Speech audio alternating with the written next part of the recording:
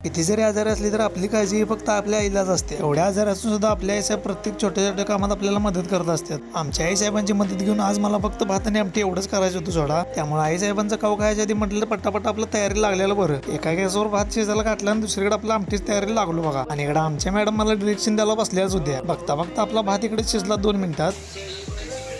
त्यांना लागलंच वेळ न घालतो आमटीच तयारीला लागलो. आणि कसं आहे माहिती आहे का, आईशिवाय आपलं कुठलं पान हलतच नाही हो, त्यात काही विषयच नाही. भात शिजल्यावर लागलंच इकडं आमटीला म्हणजे 5 मिनिटात फोडणी टाकलो बघा. आपण जे काय करतो ते सगळं आईसाहेबांना आपल्याला शिकवले, त्यामुळे काय विषयच नाही. झाल्या लगेच म्हटलं आता ताव देऊन घ्यायचा भात आमटीवर निवांत. त्यामुळे वेळ न घालता 2 मिनिटात म्हणजे ताटं लावून घेतलं बघा. आईसाहेबांनी जेवायला चालू केलं, म्हटलं आता आपण बी ताव मारून घ्यायचा हळूच. आणि कसं आहे माहिती आहे का, आपण केलेलं जेवण खाण्यात पण एक वेगळीच मजा आहे हो. खाता खाता आईसाहेबांना विचारलं कसं झालंय भात आमटी.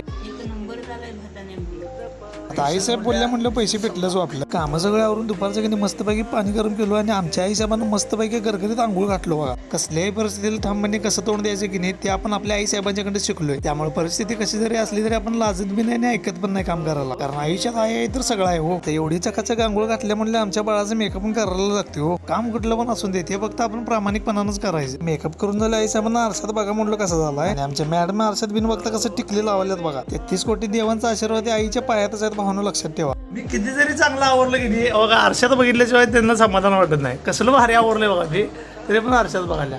आयुष्यात आपल्या आईची जागा कोणीच घेऊ शकत नाही मित्रांनो, लक्षात ठेवा.